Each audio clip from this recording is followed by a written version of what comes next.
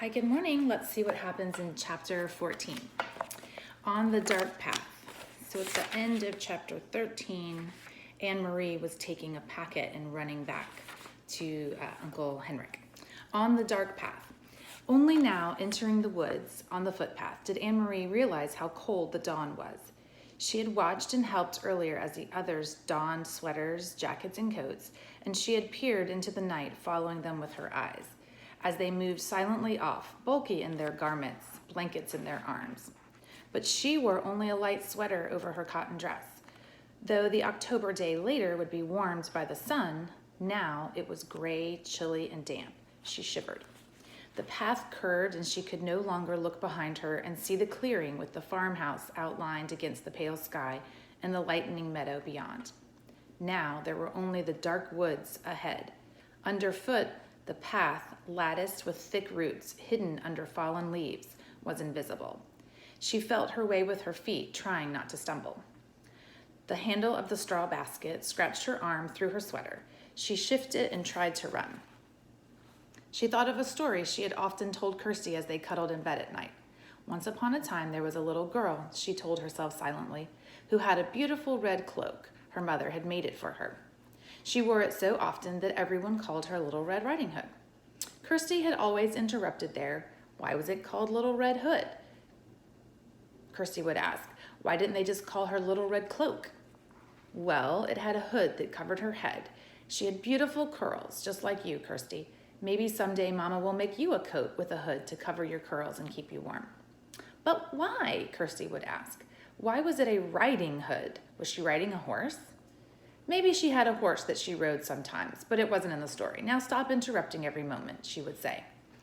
Anne-Marie smiled, feeling her way through the dark, remembering how Kirsty always interrupted stories to ask questions.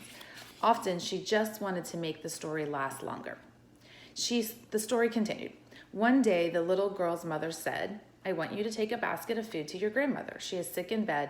Come, let me tie your red cloak. The grandmother lived deep in the woods, didn't she? Kirsty would ask, in the dangerous woods where wolves lived. Anne-Marie heard a small noise, a squirrel perhaps, a rabbit scampering nearby. She paused, stood still on the path, and smiled again. Kirsty would be frightened. She would have grabbed Anne-Marie's hand and said, a wolf. But Anne-Marie knew that these woods were not like the woods in the story. There were no wolves or bears or tigers, none of the beasts that populated Kirsty's vivid imagination. She hurried on. I'm sure you can hear Bailey, my dog. I don't know how to go turn this thing around. Oh, I can't. He's coming to say hello. Anyway, she hurried on. Still, there was very dark. They were very dark, these woods. Anne-Marie had never followed this path in the dark before. She had told her mother she would run, and she tried. Here, the path turned. She knew the turning well, though it seemed different in the dark.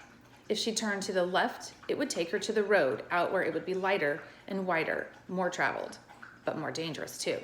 Someone could see her on the road. At this time of dawn, other fishermen would be on the road, hurrying to their boats for a long day at sea. There also might be soldiers. She turned to the right and headed deeper into the woods. It's why Mama and Peter had needed to guide those who were strangers here, the Rosens and the others. A wrong turn would have taken them into danger. Oh, there's lots of crazy light back there. So Little Red Riding Hood carried her basket of food and hurried along the woods. It was a lovely morning. The birds were singing. Little Red Riding Hood sang too as she walked. Sometimes she changed part of the story, telling it to Kirsty. Sometimes it was raining or snowing. Sometimes it was evening with long, frightening shadows, so that Kirsty, listening, would snuggle closer and wrapped her arms around Anne-Marie. But now, telling it to herself, she wanted it to be sunlight and birds singing. Here the path widened and flattened. It was the place where the woods opened to one side and the path curved beside the meadow to the edge of the sea. Here she could run, and she did. Here, in the daylight, there would be cows in the meadow, and on summer afternoons, Anne-Marie would always stop by the fence and hold out handfuls of grass, which the curious cows would take with their rough tongues. Here, her mother had told her, Mama would always stop too as a child walking to school. Her dog would wriggle underneath the fence and run around the meadow, barking excitedly, trying to chase cows, who always ignored him. But now the meadow was empty, colorless in half light. She could hear the churning sea behind, and she could see the daylight to the east, over to Sweden. She ran as fast as she could, searching with her eyes for the place ahead where the path would re-enter the woods in its final segment, which led to town. Here, the bushes were overgrown, and it was difficult to see the path. But she found the entrance beside the high blueberry bushes. How often she had stopped here in late summer to pick a handful of sweet berries. Her hands and mouth would be blue afterward. Mama always laughed when she came home. But now it was dark again, and the trees and bushes closed around her, and she had to move more slowly, though she still tried to run. Anne-Marie thought of Mama, her ankle swollen, her face was so pained. She hoped Mama had called the doctor by now. The local doctor was an old man, brusque and businesslike, though his eyes were kind. He had come to the farmhouse several times during summers of the past, his battered car noisy on the dirt road. He had come once to see Kirsty, who was a tiny baby then. She had been sick and wailing with an earache. And he had come when Lise had spilled hot grease cooking breakfast and burned her hand. Anne-Marie turned again at the path, divided once more. The left would take her directly to the village. It was the way they had come from the train, and the way Mama had walked to school as a girl. But Anne-Marie turned to the right, heading now toward the harbor, where the fishing boats lay at anchor. She had often come this way before, too, sometimes at the end of the afternoon, to pick out the Ingborg, Uncle Henrik's boat, from the many returning, and to watch him and his helpers unload the day's catch of slippery, shining fish still flopping in their containers.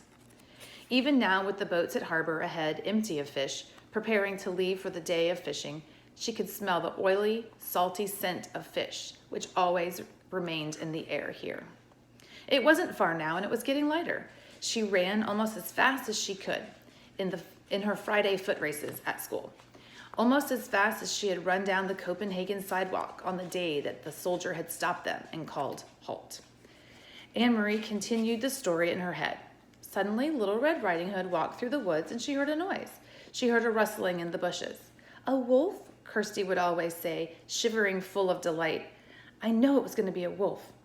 Anne-Marie always tried to prolong this part, to build up the suspense and tantalize her sister.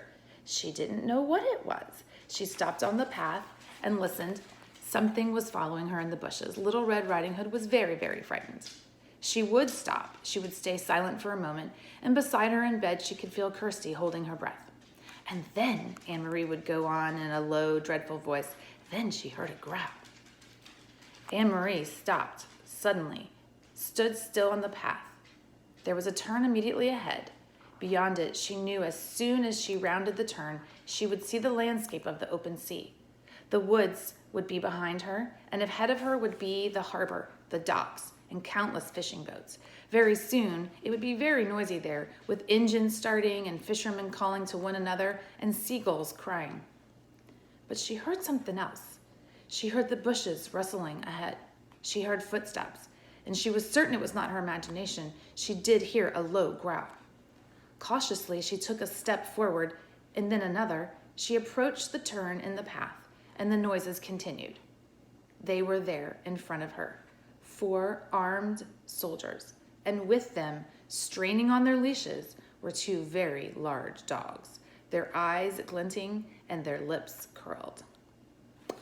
So that's the end, but chapter 15 is My Dogs Smell Meat.